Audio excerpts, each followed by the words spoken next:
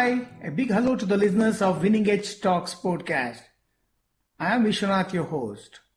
I am a sports mental conditioning coach, author, blogger, and podcaster. The topic of this episode is, are mentally tough people psychopaths? Dear listener, you may have noticed in your life many mentally tough people who don't give up easily, even in the toughest of situations. They don't accept defeat easily or allow others to break them either. They hang on and fight till the finish. You may have also come across the opposite kind, the mentally weak. No, that description would be too harsh. You can simply call them as mentally fragile or mentally sensitive ones.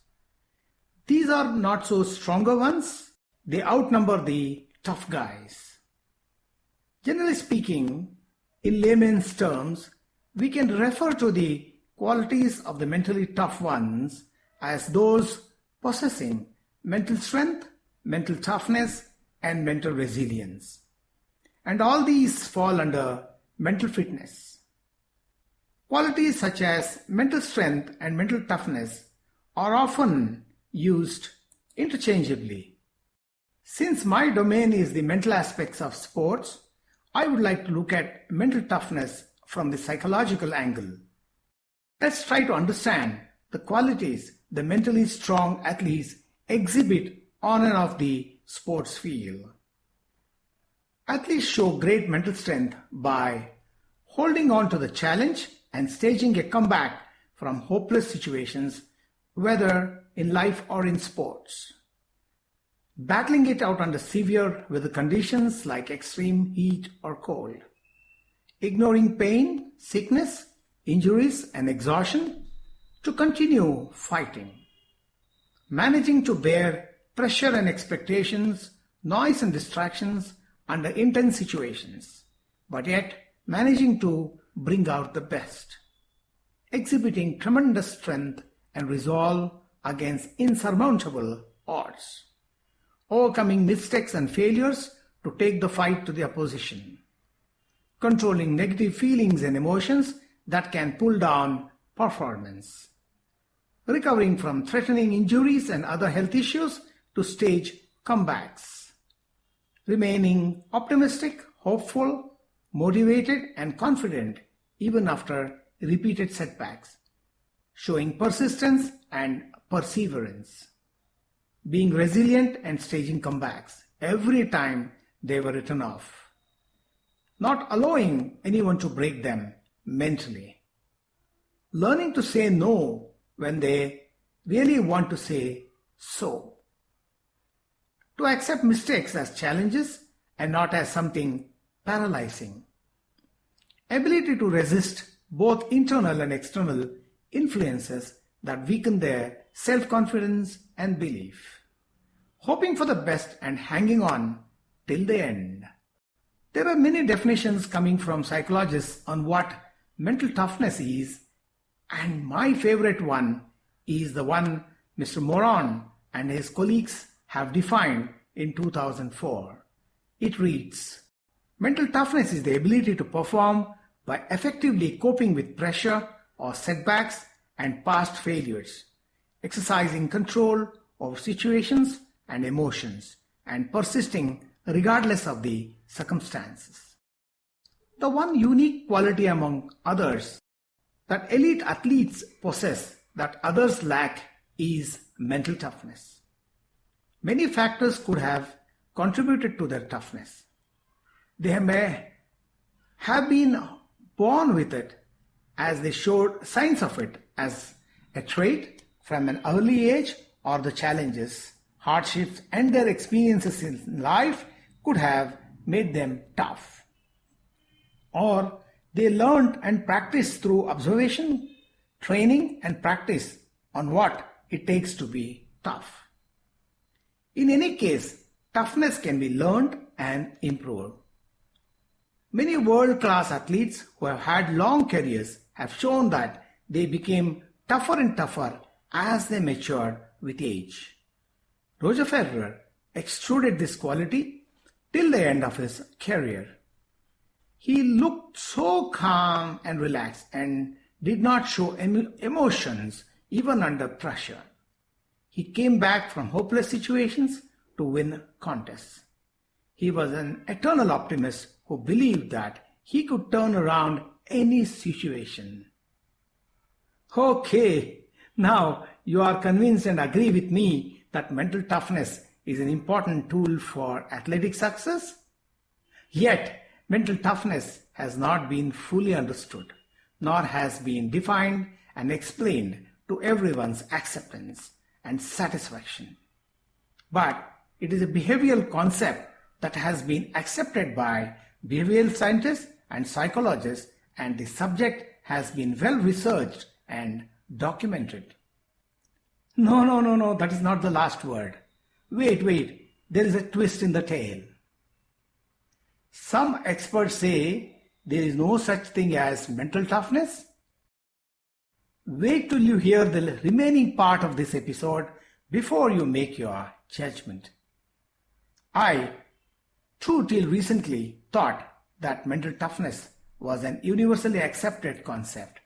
Maybe it still is, until I discovered that an opposite school of thinking exists. I came across the same from a book I read recently, The Barefoot Coach by Paddy Upton, and this book is published by Wesleyan Sport. Paddy Upton is a strength and conditioning coach, mental conditioning coach, and cricket team head coach. Paddy has worked as head coach with various teams across the world. He has worked with the Indian cricket team from 2008 to 2011 as mental conditioning coach and strategic leadership coach. He, along with head coach Gary Kirsten, assisted the Indian team to win the 2011 World Cup.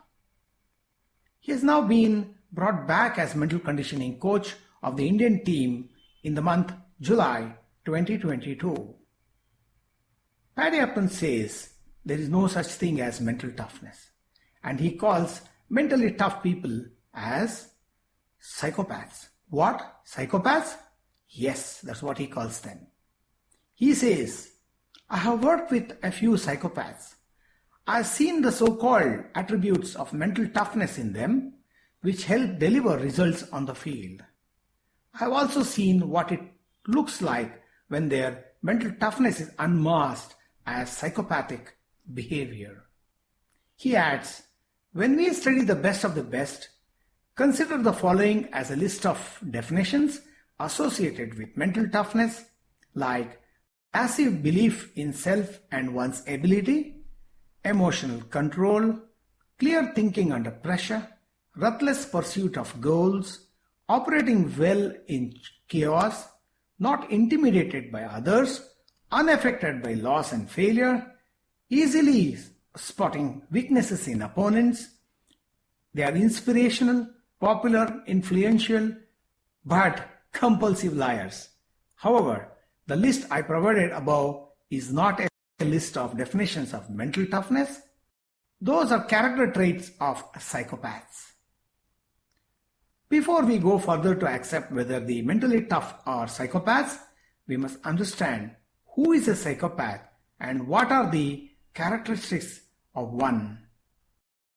I found this definition of a psychopath on the internet, and it reads, a psychopath is a person suffering from chronic mental disorder with abnormal or violent behavior. You can also call him an unstable and aggressive person. Psychopathy is characterized by an extreme lack of empathy.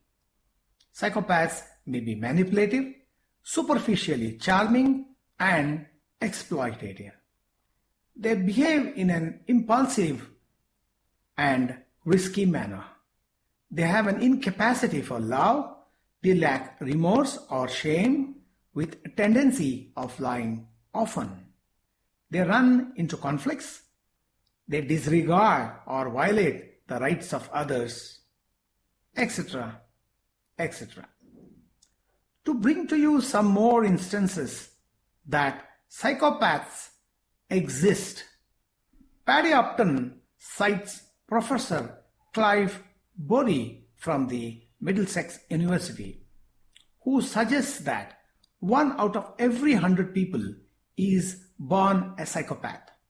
He suggests that 1 in 20 managers in corporate America is a psychopath, called a corporate psychopath, because they thrive in business environments. In industries like the media, the legal fraternity, finance, banking, and police, where they are normally found. Bodhi suggests 1 in 5 top executives or CEOs are, in fact, psychopaths. From the pointers given by Professor Clive Bodhi, psychopaths are found in every profession and they go to any extent to get what they want. But to bracket mentally tough athletes along with others who qualify to be called as psychopaths is extremely harsh. This is where I differ. When you look into sports, athletes may have cheated through drug abuse, manipulation, violation of rules, and tax evasion. But there is not too much scope in sports to be exploited by psychopathic behaviors. But for a few exceptions, sports still remains a noble profession pursued by man. Sports is recommended for its many advantages and especially for the qualities that builds good character in a person, sportsmanship, and sporting behavior. Just because the qualities of mental toughness in sports closely relates with the traits of psychopathy, one cannot associate a mentally tough athlete with psychopathy. Because the term psychopathy has dangerous connotations, and a psychopath is a person suffering from chronic mental disorder with abnormal or violent behavior. To describe an athlete as a psychopath gives him a different label altogether. The author Paddy Upton says someone is either mentally tough or not. If the concept of mental toughness can be accepted as a born trait and viewed as a psychopathy, then does that mean our fate is sealed if we are born mentally frail or sensitive? Paddy Upton mentions about a review of over 30 published academic papers on mental toughness involving 44 world-class researchers. It emerged that there is no agreement on the definition of mental toughness. He says sports psychologists cannot agree on what mental toughness is. In trying to define this concept, the author says mental toughness is closer to being a placebo described by coaches, psychologists, and academicians who don't really appreciate the art, beauty, and complexity of working with athletes as individual human beings first. The author also talks about people being either born as eternal optimists or pessimists.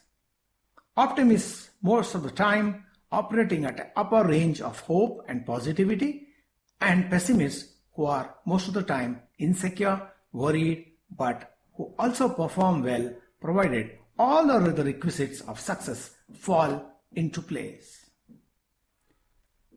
And athletes must be accepted as individuals first with all their fragilities, doubts, worries, and insecurities.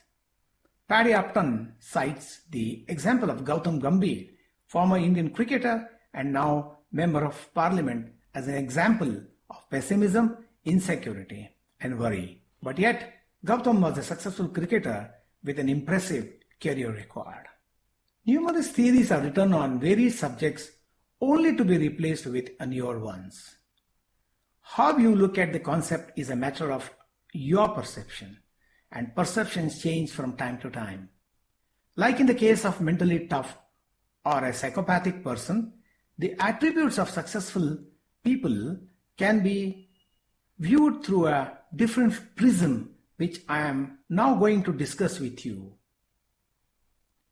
In the book Winners and How They Succeed by Alastair Campbell, published by Arrow Books, the author, in conversation with several people, brings out about the attributes of successful people, as they being possessed, driven, as people who pay attention to detail, as those who don't accept being second best and hate to lose, and those who are obsessed with winning. In the same book at a different place, the author Alastair Campbell quotes Billy Beane from the Moneyball fame, a former professional baseball player and the executive vice president of the Oakland baseball team.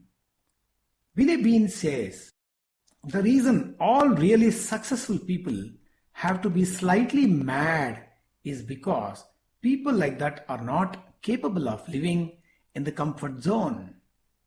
It is a state of mind that makes you never rest on your laurels, always wanting to focus on what next thing is going to come and never ever let yourself slide into the comfort zone." The author says, speaking about Billy Beane's reference to madness, the fact that people who want to succeed, to push things that bit further, tend to have characteristics that place them beyond what is generally defined as normal. He calls these superachievers as someone beyond normal and conformists as normal people. There is also a reference to psychopathy in this book. The author Alastair Campbell mentions Sir David John Brailsford, the British cycling coach who worked a great deal with Dr. Steve Peters, the psychiatrist, as saying, "I realize a lot of things Peters knew apply to our cyclists. I'm not saying they are psychopaths, but what makes them special is that their minds didn't work the same way as most people's. They are extreme talent, extreme ambition, and with extreme drive and ego." From the book by Alastair Campbell, we can make reference to the qualities of highly successful people like being beyond normal, with slight madness, and people with an extreme mind. That runs close to the description of the mentally tough and the psychopaths Mr. Paddy Upton is talking about. Paddy Upton has this to say about not looking at athletes with a measure of mental toughness in mind, but as individuals with frailties. He says, judging athletes who are not mentally tough, optimistic and positive inhibits us from effectively dealing with legitimate mental side of sport. I honestly believe that we should do away with concept of mental toughness and replace it with something that is more real and relevant to most people. It has to be authentic to the individual and something he or she can relate to. The overwhelming majority of players lack confidence, have insecurities, doubts, and vulnerabilities. So, do most of us. We are human and this is normal. Let's keep it real. Speaking of the work Paddy Upton did with the Indian cricket team in 2011, he says, with this in mind, our strategy with the Indian team was not to convince the players on how special and tough they were. Our job was to convince the players that they were actually human and thus to keep things real. Enclosed in that acknowledgement were relief, understanding of the self, and the tremendous power that flowered in conditions that could otherwise easily see self-proclaimed superstar choke up.